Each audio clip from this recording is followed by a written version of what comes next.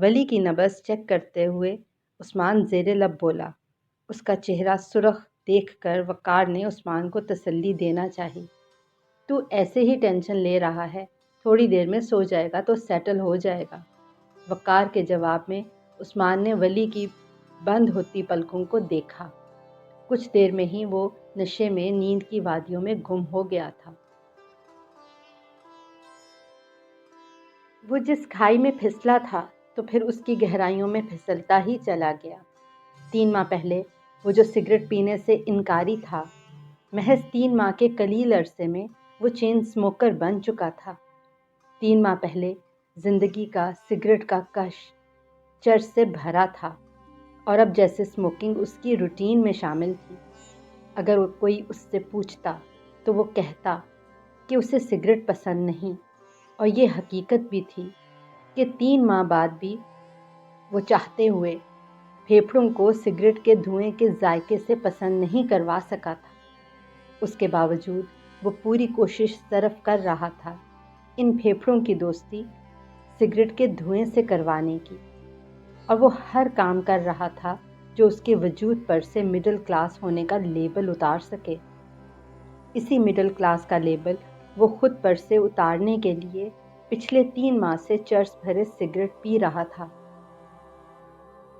اس وقت وہ red zone area میں اپنے دوستوں کے ساتھ کھڑا تھا۔ وہ زندگی میں دوسری مرتبہ اس علاقے میں آیا تھا۔ پہلی مرتبہ وہ FSC کے بعد ڈی مونٹ میں BDS میں داخلہ فارم سبمٹ کروانے ابا جی کے ساتھ آیا تھا۔ واپسی پر وہ اس گلی میں سے گزر کر انارکلی میں داخل ہوئے تھے۔ وہ دن کا وقت تھا۔ اس وقت ابا نے اسے سرسری انداز میں اس جگہ کے بارے میں بتایا تھا۔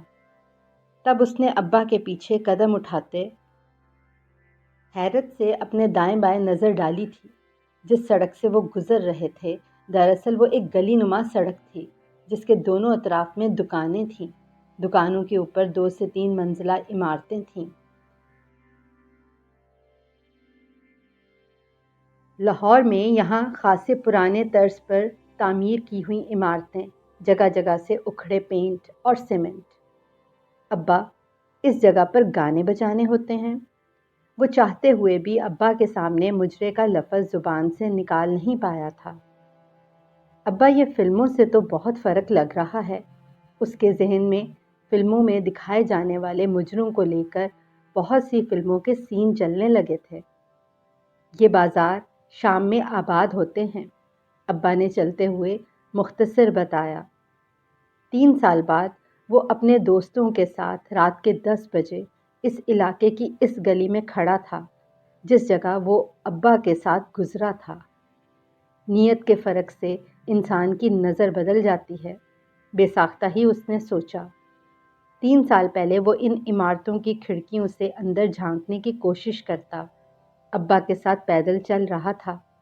اس کے دل میں شدت سے خواہش تھی کہ کہیں کسی کھڑکی کے پار سجی سوری لڑکی بڑی سی فراک اور چوڑی دار پاجامے کے ساتھ گھنگرو چوڑیاں کھنکھناتی اپنی جھلک دکھلائے، بڑا سا کناری گوٹا لگے دوپٹے کو لہراتے رقص کرتی نگاہوں کی زد میں آئے۔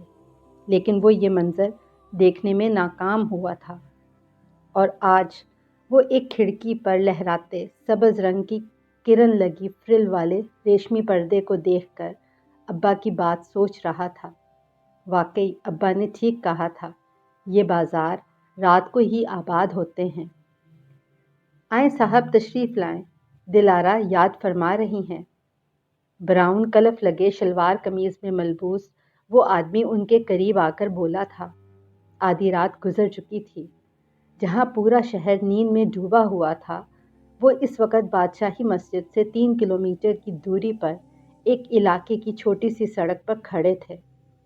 وہ آدمی انہیں لیے سڑک کی ایک جانب چلنا شروع ہو گیا۔ یہاں نہیں ہے دلارا؟ سمیر نے جینس کی جیبوں میں ہاتھ ڈالتے ہوئے پوچھا۔ نہیں صاحب، وہ 7 کے کوٹھے پر ہیں۔ آج رات مجرا چمن بائی کے کوٹھے پر ہوگا۔ آگے چلتے ہوئے اس آدمی نے سمیر کی بات کا جواب دیا۔ چمن بائی کے کوٹھے پر کیوں؟ سمیر نے جواباً پوچھا۔ ہمارے کوٹھے کی آرائش و تزئین ہو رہی ہے، نئے پردے بھی سلنے گئے ہیں۔ اس مرتبہ اس آدمی نے سمیر کو تفصیلاً جواب دیا۔ ارے واہ، لگتا ہے موٹی آسامی پھنسائی ہے دلارا نے، وقار نے گفتگو میں حصہ لیتے ہوئے بولا۔ جواب میں وہ آدمی خاموش رہا۔ ہم کہاں جا رہے ہیں؟ اپنے اطراف میں اجنبی نگاہوں سے دیکھتے وہ سرگوشی کے انداز میں عثمان سے قدرے قریب ہو کر بولا۔ جنت۔ عثمان مسکرا کر اسے معنی خیز انداز میں آنکھ مارتے بولا۔ وہ سڑک سے ایک تنگ گلی میں داخل ہوئے تھے اور پھر پرانے طرز کی اونچی کھڑی سیڑھیاں چڑھنے لگے۔ یار مجھے تو الجھن ہو رہی ہے، اب کہیں ابا کی ٹینشن نہ لے کر بیٹھ جانا کہ ابا کو پتہ چل گیا تو کیا ہوگا۔ وہ سیڑھیاں آگے پیچھے چڑھتے ایک دوسرے سے باتیں کر رہے تھے۔ بیٹا ابھی تو زندگی کے رنگوں سے لطف اندوز ہو۔ وقار نے اسے آنکھ ماری۔ میں نے منع بھی کیا تھا اسے ساتھ نہ لانا، سمیر نے عثمان کو لہجے میں ناراضگی لیے کہا۔ وہ چاروں بڑے ہال نما کمرے میں چلے آئے تھے جس کی دیواروں پر سرخ سلک کے پردے لٹک رہے تھے۔ زمین پر سرخ قالین بچھا کر فرش کو ڈھکا ہوا تھا۔ قالین کے اطراف میں سرخ مخمل گو تکیے رکھے بیٹھنے کا انتظام کیا گیا تھا۔ ایک دیوار کے ساتھ ہارمونیم اور دف پڑے تھے۔